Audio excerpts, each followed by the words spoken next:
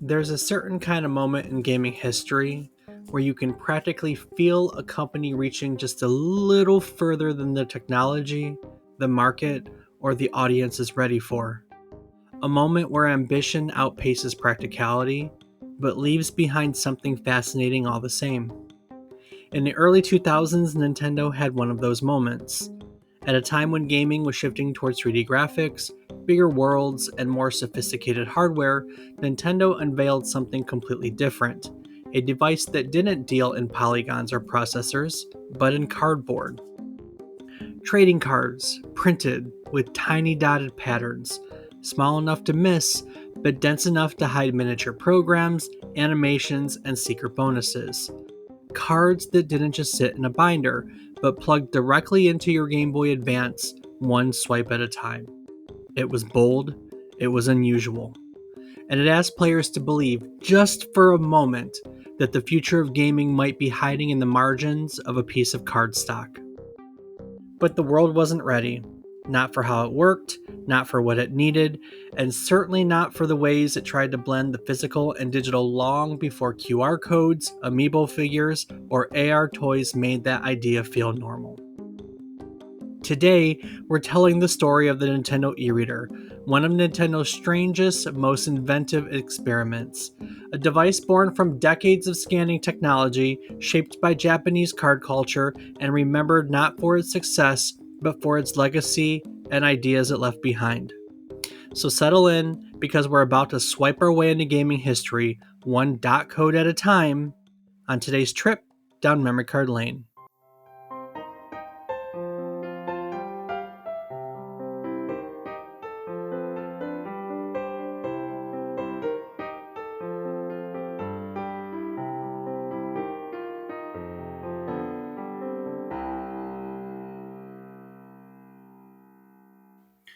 Good morning, good afternoon, and good evening.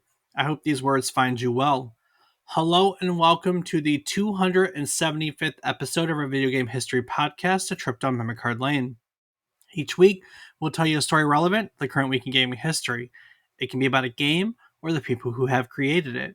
It can be about a console or the technology that brought it to life. We often talk about the companies that bring it all together, making our hobby video games a reality. While telling you each story, we hope to teach you something new about the topic, what it took from the world as its inspiration, or what it gave back to the world in its legacy. Today, we are diving into the long, quirky history of barcode gaming, culminating in Nintendo's own card scanning experiment, the e-reader, which was released in 2001. I'm David Casson, and as always, I'm joined by my co-host, who would absolutely bend a rare e-reader card by accidentally sitting on it 5 minutes after opening the pack. He's my brother, Rob Casson. So, Rob, if you could scan a card to instantly unlock any real-life ability, super speed, perfect cooking, fluent Japanese even, what would you swipe into existence? The ability to make more cards. Smart. Now I get it all, baby. I've got nothing. I want to slam the loophole down, but it's fair. I didn't give you loops. You can do whatever you want. You found it. Indeed, I Congratulations. did. Congratulations. Have you ever played a barcode battler, whether it's the Nintendo e-reader or any of the others that have ever been created? You know, I recall this Mega Man handheld thing that I feel like maybe it was, but maybe not. I mean, maybe not, because I think now that I think, the more I remember, it had like cartridges, but probably not if that's the case. That's the closest I can think of something like that you did like quote unquote scanning.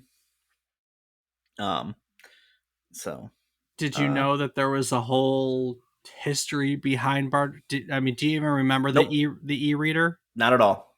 Yeah. All right. Well, I have a whole story to tell. We have a whole history to cover. Before I get around to that, why don't you share with our listeners what else happened during this week in gaming history? Well, kicking it off on November 30th, 1984, Excitebike was released for the Famicom in Japan, developed and published by Nintendo. Designed by Shigeru Miyamoto and Toshihiko Nakago, This side-scrolling motocross racer became one of Nintendo's early classics, offering fast-paced racing across obstacle-filled tracks and the ever-present danger of overheating your engine. What truly set Excitebike apart, however, was its groundbreaking track editor, which allowed players to build and customize their own courses, an unprecedented feature at this time. With its smooth controls, addictive time trials, and forward-thinking design, Excitebike helped establish Nintendo's reputation for accessible, innovative gameplay and remains a beloved staple of the 8-bit era. We talked a little bit about Excitebike in our Mario episode because it's part of the history that team used to create the original Super Mario Brothers. So we did cover it, just have never done an episode on it before. Yeah, what Dave Yeah, said. what I said.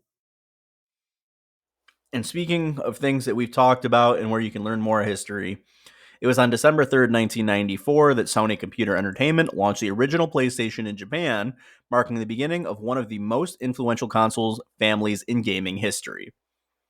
Built around CD-ROM technology, developer-friendly hardware, and a bold push towards 3D graphics, the PlayStation quickly distinguished itself from its cartridge-based competitors. Its launch lineup, featuring titles like Ridge Racer and Battle Arena Toshinden, showcased the system's technical strengths and signaled a new era of cinematic, polygon-based gaming. Sony's focus on counting third-party developers led to an explosion of iconic franchises that defined the late 90s, from Final Fantasy VII and Metal Gear Solid to Gran Turismo and Resident Evil. The PlayStation not only reshaped the home console market, but also established Sony as a major force in the industry. We talked about its full history and its impact back in episode 171, so if you want to learn that little bit of history, go listen.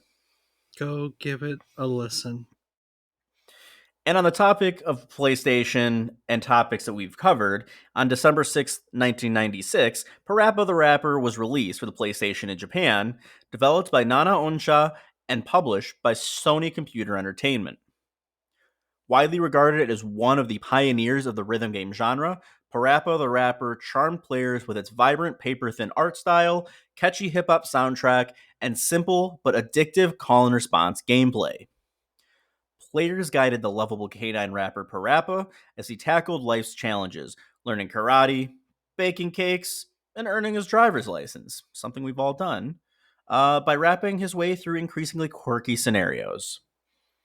Praised for its creativity, humor, and unique visual presentation, Parappa the Rapper became a breakout hit and a cultural icon of the PlayStation era. Its success helped launch the rhythm game boom of the late 90s and early 2000s and cemented Parappa as one of Sony's most memorable mascots. And it was in episode 64 that we learned all about this quirky game, so if you want to learn more about it, go listen. Kick, punch, it's all in the mind. What's the next line, Dave? If you want something, I guess you'll find. I don't know. Okay, you don't remember either. I was hoping you did. I don't remember either. Well, that's okay. But in the topic of kicking, punching, and doing things to stay in shape, on December 1st, 2007, Wii Fit was released in Japan for the Nintendo Wii and was developed and published by Nintendo. Designed around the innovative Wii Balance Board, the game introduced millions of players to a new era of motion-controlled fitness, blending yoga, strength training, aerobics, and balance games into an accessible and family-friendly package. With its clean presentation, gentle coaching, and emphasis on daily wellness, Wii Fit appealed to gamers and non-gamers alike, quickly becoming a cultural phenomenon. It played a major role in expanding the Wii's audience, helping bring video games into living rooms, classrooms, and physical therapy settings worldwide. Selling over 20 million copies, Wii Fit remains one of the most successful and influential exergaming titles ever released, redefining how players interact with games and their own health. We all had a Wii Fit board. No, I never had a balance board. Oh, okay, I did. Yeah, no, actually, I had a friend who they have one themselves, and I was excited about it. And they're like, "You can have it," and I just didn't take it. But I should remind him about that because I don't know. I think it'd be fun. It'd be cool. I could be like Wii Fit trainer, praise the sun or something. Anyway, last up for this week in gaming history, on December 1st, 2015, Tom Clancy's Rainbow Six Siege was released for PlayStation 4, Xbox One, and Microsoft Windows, developed by Ubisoft Montreal and published by Ubisoft. Redefining the tactical shooter genre, Siege emphasized teamwork, destructible environments, and operator based gameplay over traditional run and gun action. With its focus on slow, methodical encounters, breaching walls, securing intel, and coordinating precise attacks or defenses, the game delivered a uniquely intense and strategic experience. Though its launch was met with mixed reviews due to limited content, Ubisoft's commitment to ongoing updates, new operators, and seasonal events transformed Siege into one of the most successful live service games of its time. Today, it stands as a staple of competitive esports and a benchmark for tactical, team driven gameplay. You love Rainbow Six Siege. I did have quite a bit of playtime in it at one point, yes. On to barcodes. That sounds so boring, doesn't it? Like, Mm-hmm. every time I sit down and I'm like, we're going to talk about barcodes today, I'm like, what? How did I even put together an episode on barcodes? Ugh.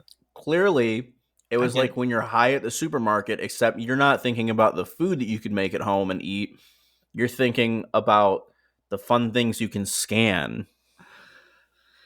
yeah, I suppose that's part of it. Before anyone ever pointed a weird plastic wand at a trading card, or as Rob put it, swiped a strip of cardboard. I guess that's what you said, right? Scanned? Yeah, scanning stuff, just, Yeah. barcode scanning. Yeah. Before they did that, game developers were already fascinated by one big question: how do we get the real world into the game? In the 1980s and early 90s, video game hardware, as we know, was still incredibly limited. Storage was tiny, graphics were simple, and the idea of, I don't know, downloadable content, so to speak, wasn't even a blip on this industry's radar yet.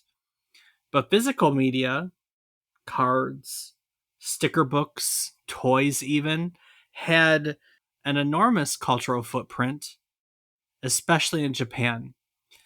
Kids there were already obsessed with collecting things: phone cards, vending machine cards, trading cards, character cards from anime tie ins, all these things. So the idea of linking physical collectibles with digital gameplay wasn't just logical, it was irresistible. It was destiny, even. Developers across Japan, Europe, and even parts of the US started experimenting with any method that could encode just enough data to make a game respond to something in the player's hand. There were magnetic strips, printed patterns, early dot codes, and of course, barcodes. Barcodes were ubiquitous. They were cheap to print, they were easy to mass produce, and most importantly, they were already everywhere. Every household object suddenly had the potential to become a game asset. Imagine being a developer in 1990 and realizing, wait, every box in the world already has a scannable code on it. Why wouldn't we use it? That mindset is what birthed the first wave of barcode based gaming devices. It wasn't about replacing game cartridges, it was about augmenting them, adding randomness and replayability, adding customization, even adding a bit of real world scavenger hunting to your game. And while the technology was crude at first, the ambition wasn't. These early experiments laid the groundwork for everything that would follow, including our topic today, the Nintendo e reader, which would come more than a decade later. Rob, if there's ever been a device that perfectly captures the wild imagination and occasional madness of early 90s gaming tech, it's the Barcode Battler. Picture this, right? You're a kid in Japan, it's 1991, and a company called Epic releases a handheld console that kind of looks like a weird calculator and tells you that your box of cornflakes might secretly contain a powerful wizard. That's kind of the energy we're working with here, Okay, but did the cornflakes always contain a powerful wizard, or was it just coincidence that that one specific box had that, and right? your other one might be in like a roll of toilet paper? Yeah, well, that remains to be seen. Epic was trying to rebound from the failure of its previous handheld, which was called the Game Pocket Computer. So when they launched the Barcode Battler, they went all in on the gimmick. The console was a white slab with a tiny LCD screen and a barcode scanner built into its top. Slide in one of the long fantasy themed barcode cards that came with the system, and the battler would decode the barcode into a set of RPG stats. You know, hit points, attack, defense, maybe even a magic attribute. You got characters or items or weird stat boosts depending on what you scanned. Now, the original Barcode Battler had three modes. There was COM, which was kind of like the single player campaign. The manual hilariously framed it as the commerce conflict, an interstellar war raging through 4 battle eras and 20 light worlds. There was B1, which was basically fighting a gauntlet of enemy cards, and there was B2, which was a one on one duel. You could scan more than one thing, and you and a friend could play against one another. And Rob, I swear, the manual for this thing, which I found online, took its job way too seriously. It spun this melodramatic sci-fi epic full of barcode nebulons, warring wizards, and mutated fighting machines, while the game itself showed absolutely none of this. Everything on the screen was just numbers. It was pure theater of the mind. If the manual had its way, by its description, that thing would have launched a whole Saturday morning cartoon.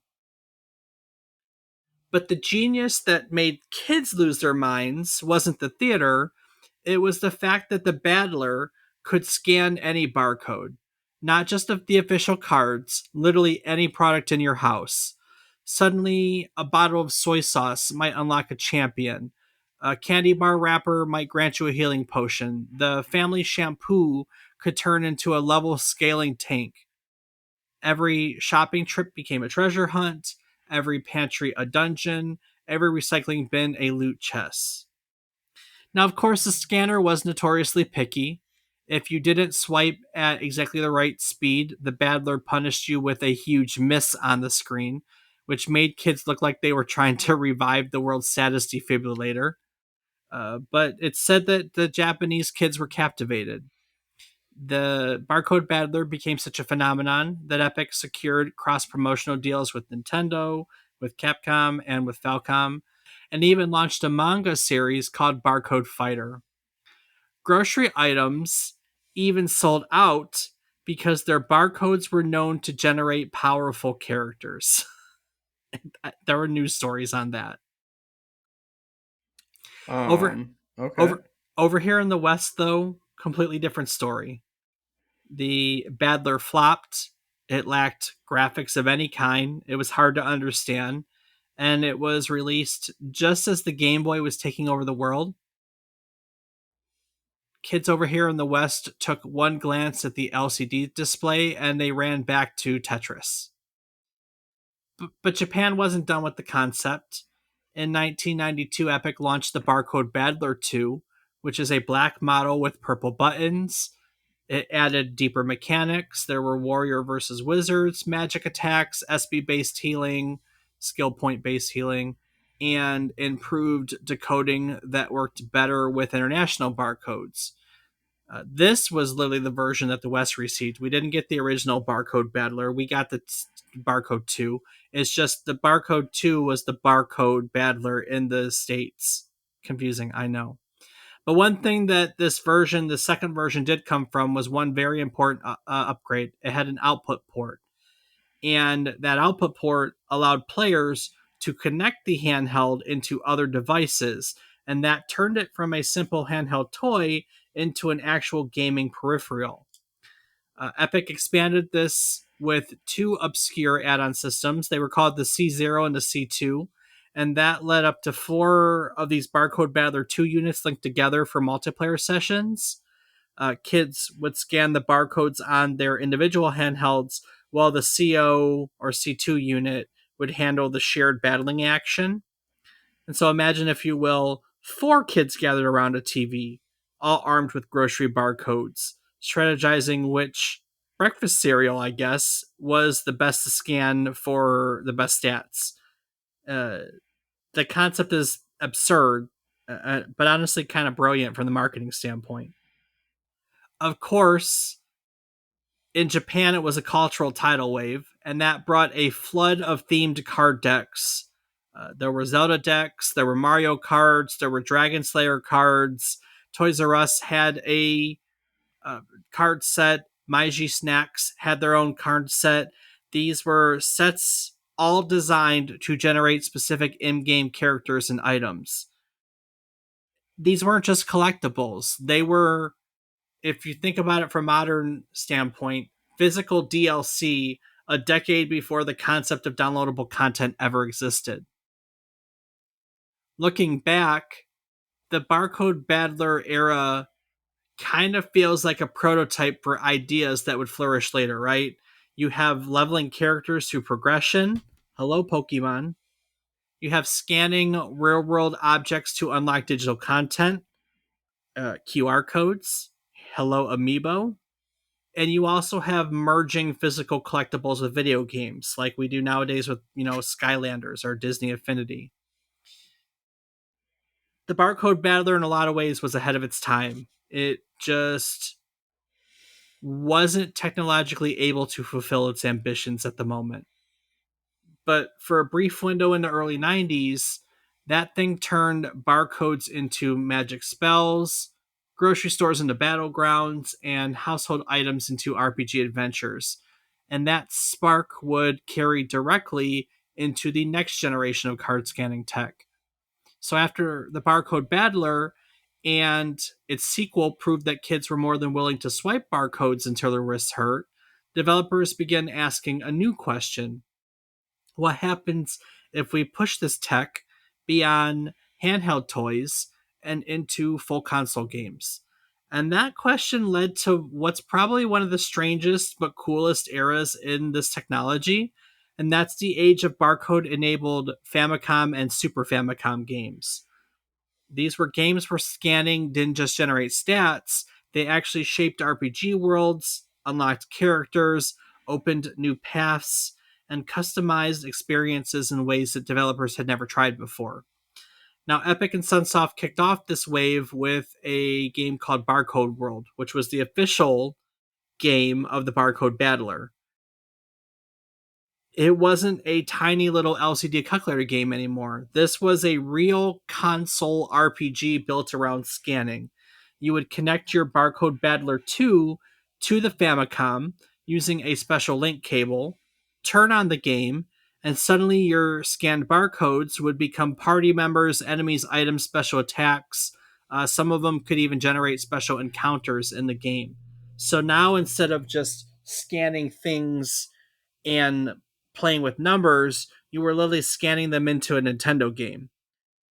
That effect was dramatic. Your grocery store warrior wasn't just a number anymore, it was a fully drawn sprite with animations, music, and scripted encounters.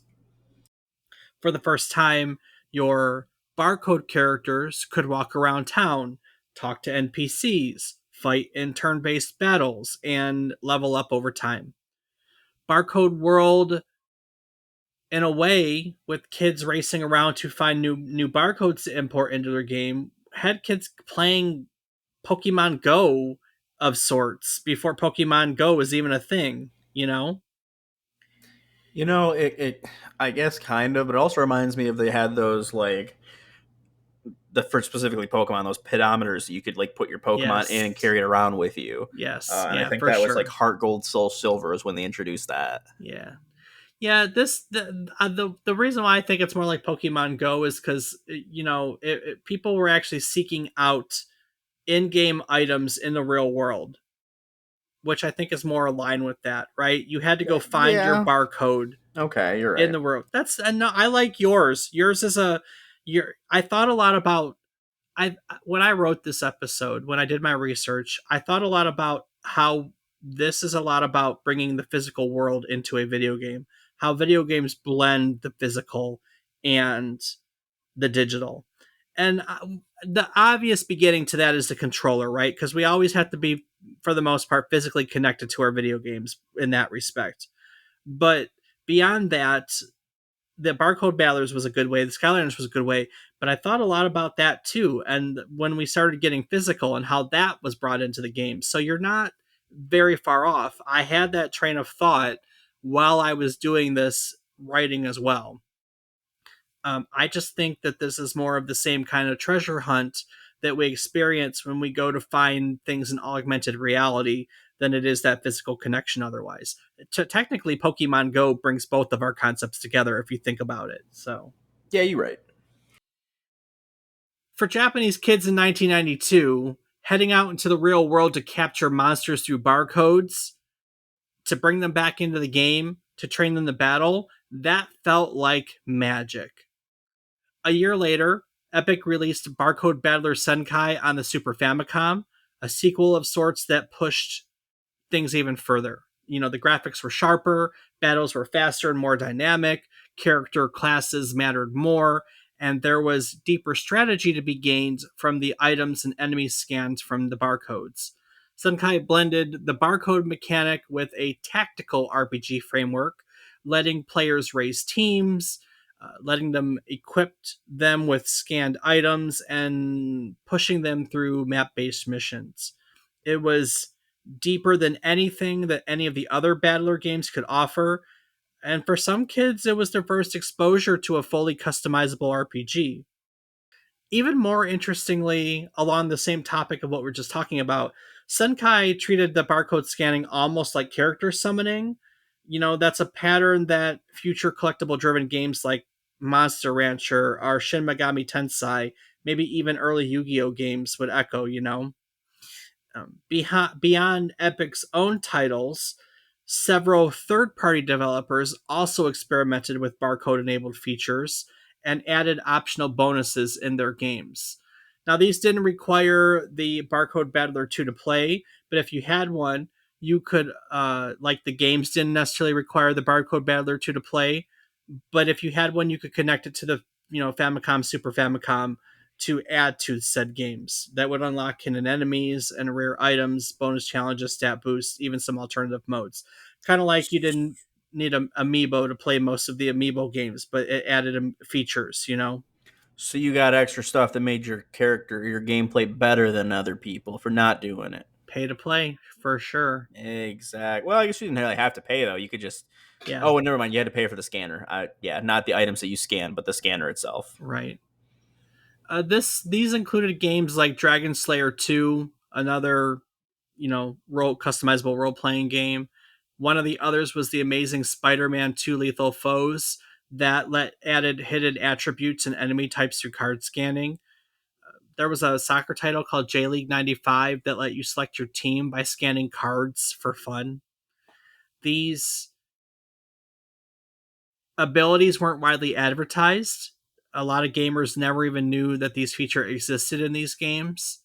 It was it was really like an early version of cheat code culture, but instead of holding, L plus R plus up plus start, you fed the game a barcode instead. The popularity of barcode scanning showed that kids loved the idea of using physical objects to influence digital worlds. These games were the first true fusion of that idea on home consoles. And even though barcode gaming would remain a niche within a niche within a niche, these early experiments established the foundation for the next major leap, which was Bandai's own barcode console peripheral, and then eventually our topic today, of course, the e-reader. Rob, once barcode scanning proved that it had real staying power, first as a quirky handheld gimmick with the Battler, then as a surprising RPG powerhouse in games like Barcode World, it didn't take long for other companies to smell opportunity. And in the early 90s in Japan, no one had a better nose for pop culture crossovers than Bandai. Bandai at this point wasn't just a toy company. We've talked about this before. They were a media empire. Gundam, Dragon Ball, Sailor Moon, Power Rangers. If kids loved it, Bandai probably owned a piece of it. Damn So, straight they did. right? So when Barcode Gaming started to take off, Bandai didn't hesitate. They jumped straight into the ring with their own console focused experiment called the Datach, released in 1992 for the Famicom, was Bandai's version of saying, yeah, scanning barcodes is cool, but what if we do it with real games? And unlike the Barcode Battler, which was out at the time and looked like a calculator on life support, the Datach used it looked futuristic for its time. It was a Okay. thick. It's a very weird way of putting things. It just one would look like a really basic electronic device, and one looked like a fancy electronic device. So the Datach was a thick, angular cartridge that plugged into the Famicom's cartridge slot. On the front was a raised barcode reader that stuck up out of the Famicom like some plastic monolith. And instead of using normal Famicom cartridges, games came on these tiny ROM cards that snapped into the back of the base. The setup almost looked like an NES cartridge that was dressed up in cyberpunk armor. Once you fed a barcode card through the scanner, though, the magic happened. This wasn't just a number flashing on an LCD. This was a full-blown Famicom game responding to your scan. Characters appeared based on the code you swiped. Stats, attacks, or transformations activated instantly. Matches, tournaments, and battles changed depending on what you scanned. Items, boosts, maybe special powers would all be triggered with the right codes. Bandai immediately leveraged its biggest franchises, right? The lineup of this console has 7 games. It reads like a checklist of early 90s Japanese childhood. You had, for instance, Dragon Ball Z, Ultraman, Gundam, and what's that last one? Yu Yu Hakusho? Every one of these games came packaged with stacks of glossy cards, each one printed with custom barcodes that acted like collectible content keys. Scanning a Dragon Ball card might bring Goku into a match with higher stats. A Gundam card might unlock a mobile suit, and a Yu Yu Hakusho card could change the tournament bracket. Suddenly, for kids that bought into this ecosystem, physical cards weren't just for trading, they were digital access points. And here's where Bandai started to show its genius.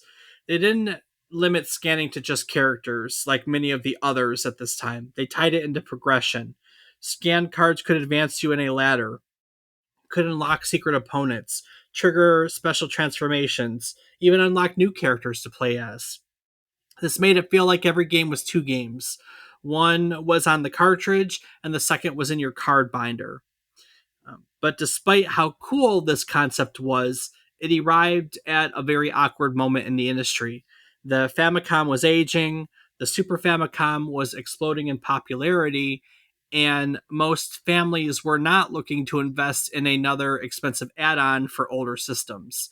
So the Datach didn't flop, not completely per se, but it never really reached mainstream acceptance. It was niche, it was collectible, and it was deeply tied to Bandai's own fandoms. But its impact, we really got to focus on its impact. That is one of the earliest true physical to digital ecosystems, right? Cards as keys, barcodes as content triggers. And this all proved that scanning could do more than just generate stats. It could literally shape the experience of playing a console game. It was proof of concept that players liked using physical media to unlock alternate modes, alternate characters, and customize their games in other ways. And frankly, the industry paid attention, especially one company known for experimenting with unconventional peripherals, a company that loved physical media almost as much as Bandai. Nintendo. Nintendo. Nintendo. Hey, look at that.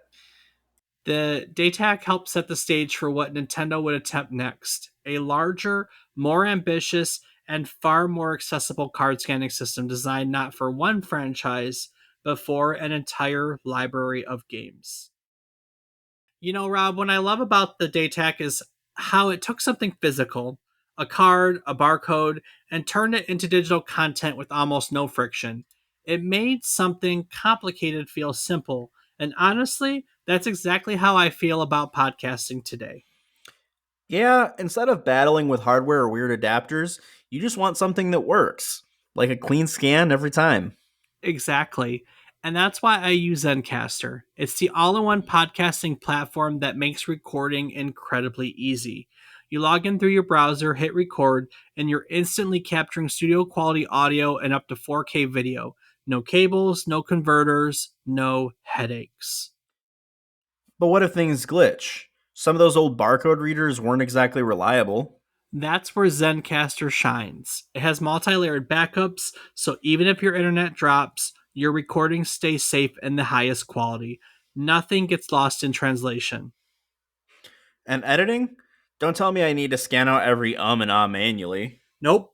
Zencaster's post production cleans all that up automatically, removes background noise, smooths filler words, and balances your levels. It's like having a perfect scan every time without doing any of the work. And once the show's ready, how do we get it out there? Bandai had distribution issues, and I'd really prefer not to. Well, that's the best part. Zencaster also helps you distribute your podcast to all the major platforms like Spotify and Apple Podcasts right from the same dashboard. Record, polish, publish, all in one place. So, podcasting without the compatibility problems. I like it. How can people try it out? Go to zencaster.com/pricing, use our offer code, all one word, memory card lane, and you can get 30% off your first month of any Zencaster paid plan. It's the easiest way to start sharing your story. So, if you've been thinking about starting your own show, grab that discount and jump in. No peripherals required. That's right. Head over to the Zencaster, use our offer code, all one word, memory card lane, and you can get 30% off your first month. And now, Dave, why don't you tell us about the next evolution of the barcode scanning? While Epic and Bandai were busy turning barcodes into RPG stats and console unlocks, the rest of the gaming world was quietly doing its own experiments with this technology.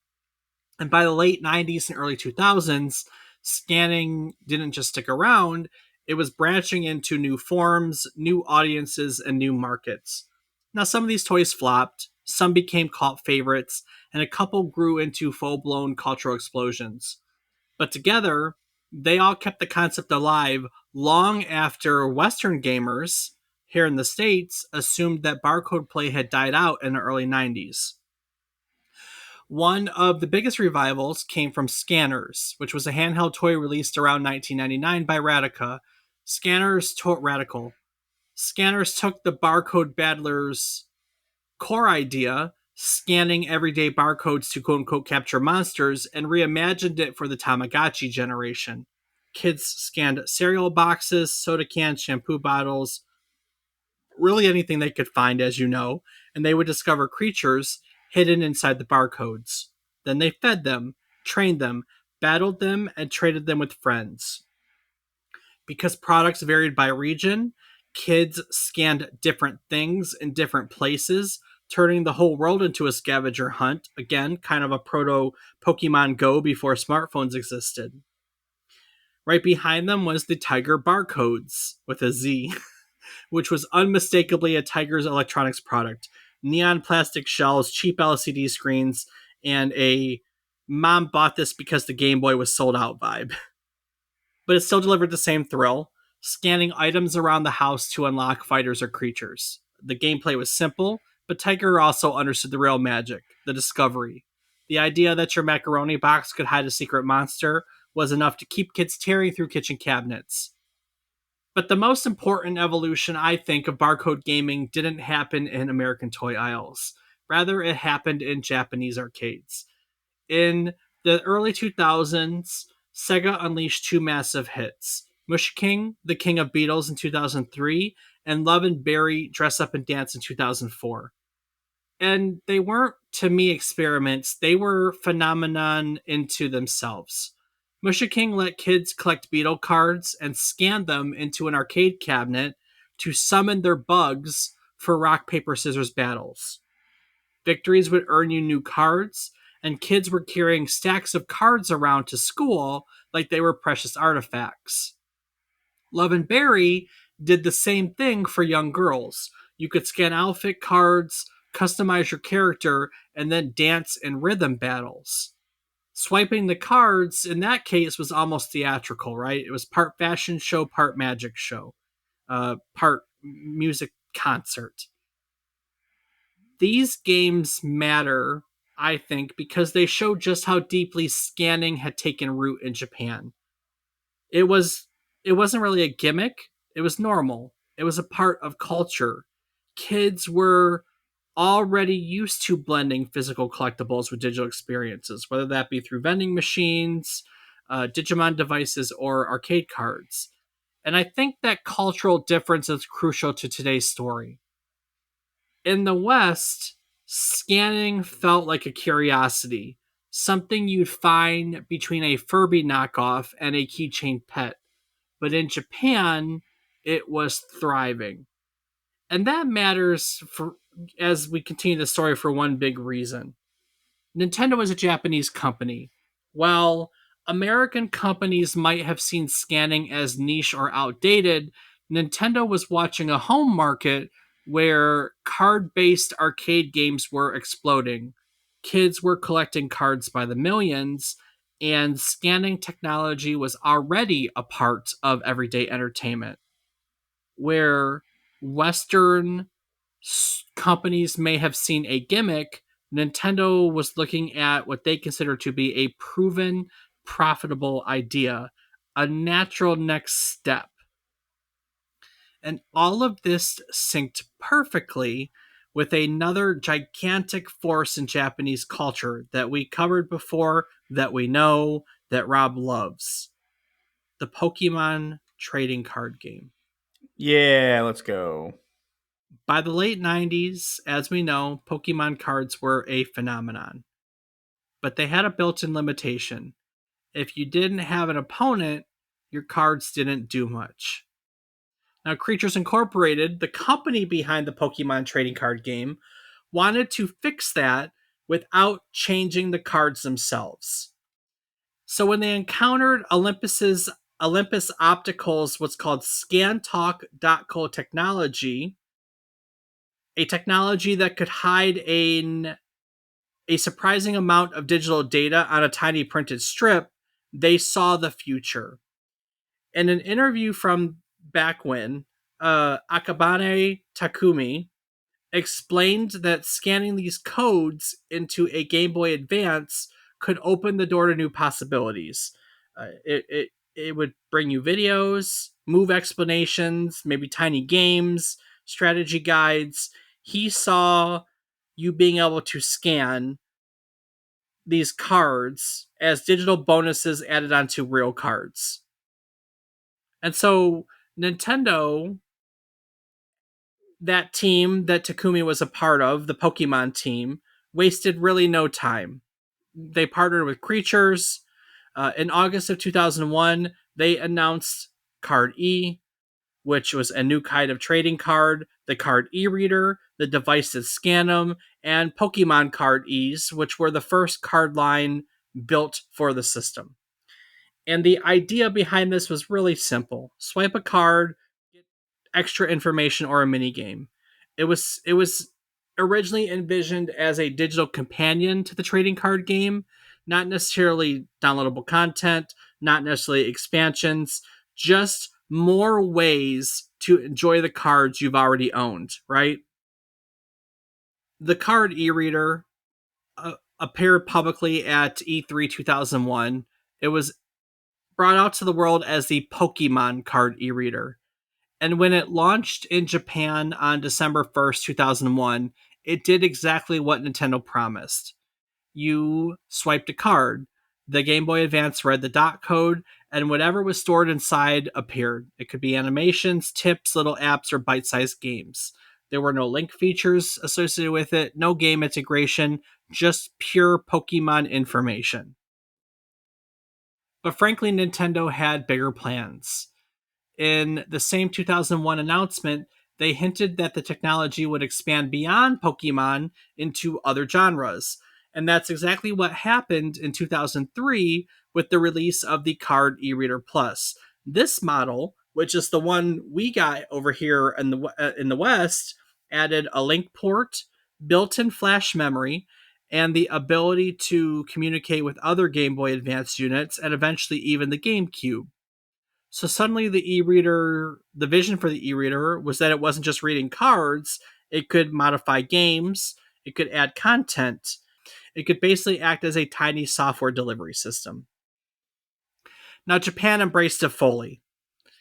The secret, I think, to understanding the e-reader's game library, first off, is realizing that the device was never designed to deliver big expansions.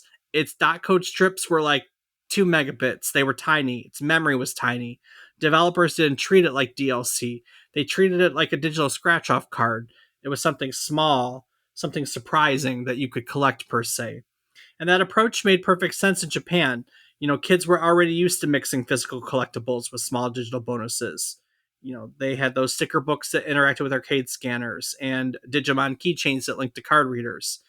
The e-reader, when it came out, didn't feel like a gimmick there. It really felt like a natural extension of what these kids were already doing.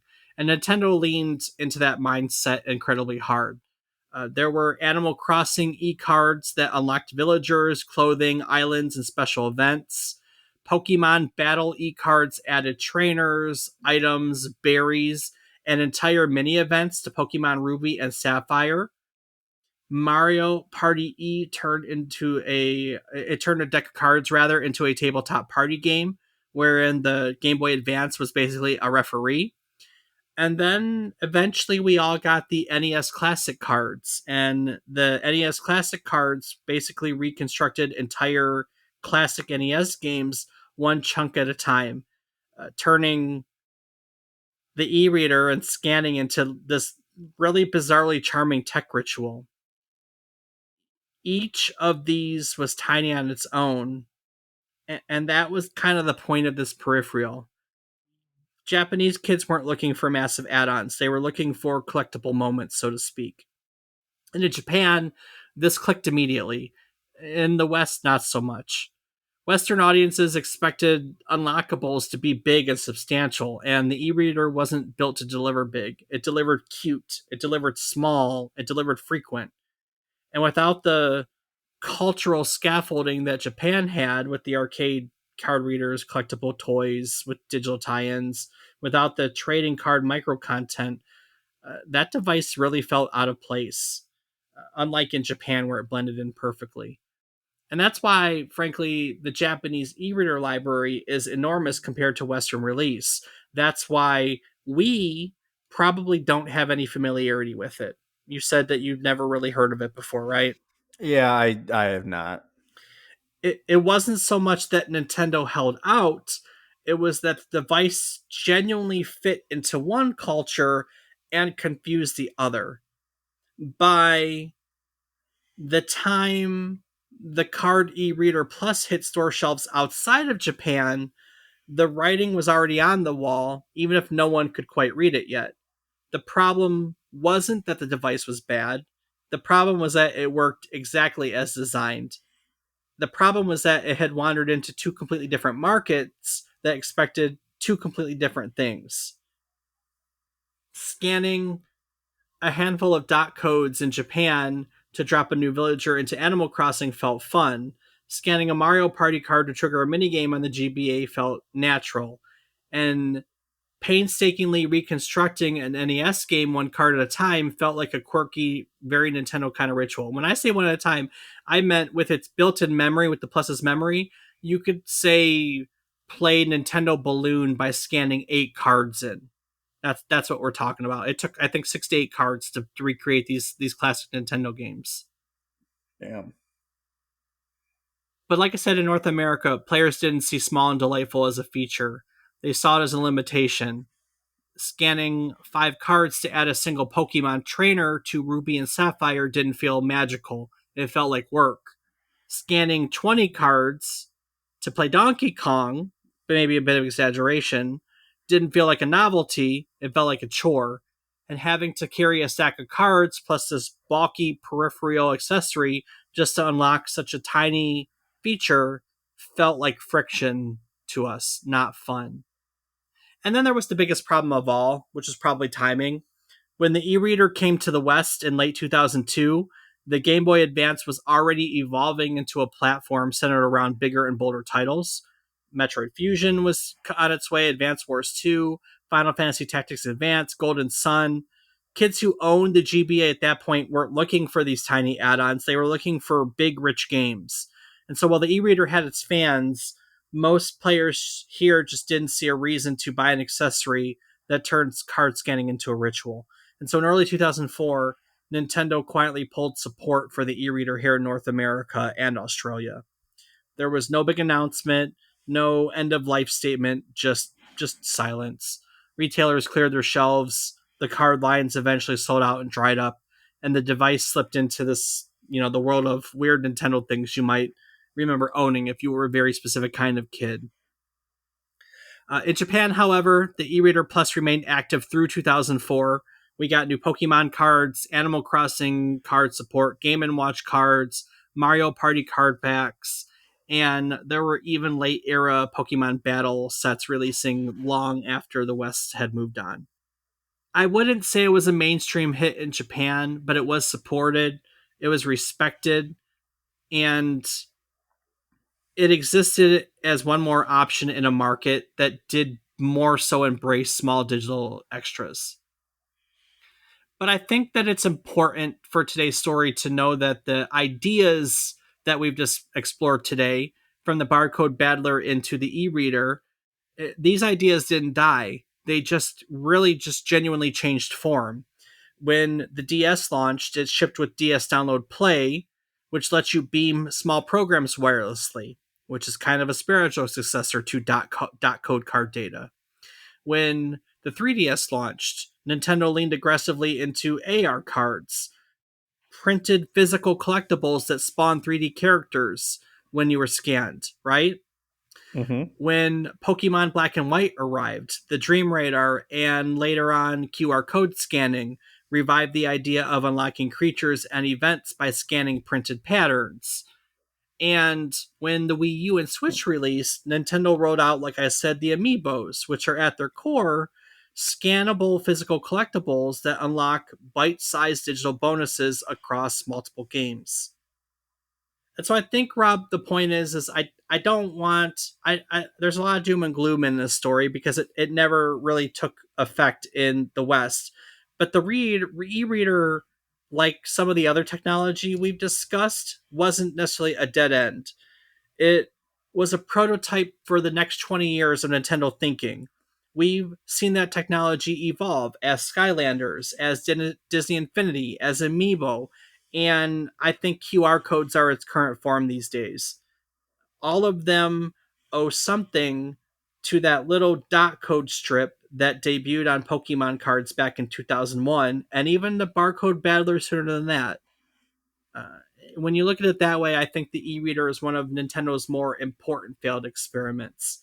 It didn't succeed at the time, at least not globally, but it charted a path that Nintendo kept following, refining, and reinventing until the world finally caught up.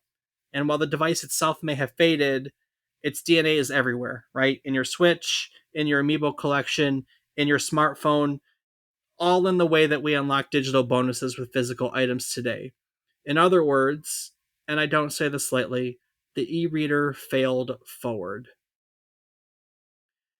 And Rob, that's the beautiful irony of the whole thing. For all its quirks and complications, the e-reader sits in the same family as a long line of wonderfully strange devices, the kind only Nintendo or the 80s could dream up. We've seen this pattern before on our show. Back in episode 87, we talked about the Satellaview. That's a satellite modem for the Super Famicom that let players download games broadcast over the air. That was bizarre, brilliant, and way ahead of its time, but mostly forgotten outside of Japan. In episode 120, we dug into the Nintendo 64 DD. That was a magnetic disc add on that promised online connectivity, user generated content, and a living, a built in clock, right? That would revolutionize gameplay. It launched quietly, died quickly, and left behind a cult following. And in episode 153, we covered the Supercharger, even further back, a peripheral that let Atari 26 owners load games from a cassette tape deck. It was wild, it was clunky, it was beloved by the only two people that ever bought one, and it absolutely pushed the limits of what anyone thought the hardware can do. The e-reader fits right into this lineage, right? A strange idea, a clever idea, an idea that didn't quite land in its own time, but perhaps shaped the ones that followed. If you love diving into these forgotten corners of gaming history, the experiments, the oddities, the strange detours, you can find all of those episodes and plenty more over on our website at www.memorycardlane.com. Rob, what else can people find on our website? You can find a calendar of our future episode topics, know what we will be talking about in coming weeks. You can find links to our Patreon where you can come discuss some topics with Dave and I. You can find access to our Patreon where you can help support us and get access to ad-free and unedited versions of all of our episodes. And you can find links to our social media where I am on several platforms as Rob_O_Raptor. Dave? I can be found on various platforms as David is Wrong. Each week, we'll tell you one story relevant to the current week in gaming history. It can be about a game, a person, a technology, a console. We've even covered places. While telling you each story, we hope to teach you something new about the topic, what it took from the world as its inspiration, or what it gave back to the world in its legacy. When we sit down to research new topics each week, we get excited when we find out new things to share with you. It's a fantastic cycle of learning and teaching, teaching and learning. And in celebration of said cycle, we like to talk about our takeaways each week. So, Dave, what's your takeaway this week? I never knew these things existed. I never knew these things existed. I got when I found this random Wikipedia entry that's like so many others that started me down these stories. I got so excited because I was like, this is weird and I don't know what it is. And then I was like, can I write an entire episode on the Nintendo e-reader? And then when I started researching like how it came to be, and I was like, wow, there are more barcode battlers. I can do a whole episode on barcodes. It really started to take shape, and it's kind of a cool history. Like it's a gaming phenomenon that I genuinely didn't know existed. So It is really cool. yep. What about you? Honestly, the exact same. I had no idea these were a thing. And doing a little bit of research here on the side and looking into some of it. I saw one of the Pokemon cards that had the dots on it. Didn't really know what that was a thing, and now I see that. And then I saw the Datach, whatever, however you pronounce it. I looked into that and saw it was pretty cool. They actually have some that might be ripoffs, but they're for sale on eBay, pretty cheap. Not too bad. It's just a lot of really cool stuff that I really had no idea, and it feels like it'd be kind of not as useful to have now, but it might have been pretty cool to have back in the day. I agree. Now it's just a novelty item, but still, that's pretty cool if you can afford it. I agree. All right. Well, we both learned a lot today. Before I wrap it up and take it into next week, is there anything you'd like to add to today's episode? I'll just take a quick moment to say thank you so much to everyone for listening. It means the world, and we hope you enjoy. So thank you. Thank you indeed. Well, that brings us to the end of our trip through the strange, wonderful, occasionally baffling world of Nintendo's e-reader. At first glance, it's easy to look at something like the e-reader and see only the failure, a bulky add-on, a pile of cardboard cards, a short lifespan outside of Japan. But when you step back and look at the bigger picture, the barcode battlers, the Datach, the scanners craze, the arcade boom of Mushiking and Love and Berry, and the Pokemon card explosion that followed, you start to see the e-reader as part of something much larger. It wasn't really just a gadget, it was a bridge between the physical and digital, between collecting and playing, between the tactile world kids already loved and the digital world that the industry was beginning to dream about. And like so many great experiments in gaming history, the Satellaview, the 64DD, so on and so forth, the e-reader didn't need to be a commercial success to leave a mark. Its ideas genuinely outlived its lifespan. You can see them today in Amiibo, in QR codes, in AR cards, in mobile games that blend real world objects with digital rewards. You see it every time scanning a tag, tapping a figure, or pointing a camera uh, into things that unlock tiny bursts of joy. So maybe the e-reader wasn't ahead of its time so much as it was a glimpse of where we were going. A little cardboard window into a future that Nintendo would eventually help define. And at the end of the day, Rob, that is probably the magic of digging into gaming history. Even the strangest detours and half remembered devices turn out to be a part of the road we're still traveling. Next week, we're putting down the dot codes and cardboard and stepping into something far more magical. We are heading into the world of Ni no Kuni, the 2010 RPG that blended Level 5's game design with the unmistakable heart and artistry of Studio Ghibli. It wasn't just another role playing game, it was a full blown animated adventure you could play, complete with lush visuals, emotional storytelling, and a world that felt like it had been lifted straight out of a Ghibli film. From its origins and development to the way it captured players' imaginations to the legacy it carved out in modern RPG history, we'll explore how Ni no Kuni turned a console into a moving storybook. So pack your spellbook and your sense of wonder and join us next week for a truly enchanting trip down memory card lane. Do the thing. Ba-ba-dum-ba-ba-bum-doo-ah.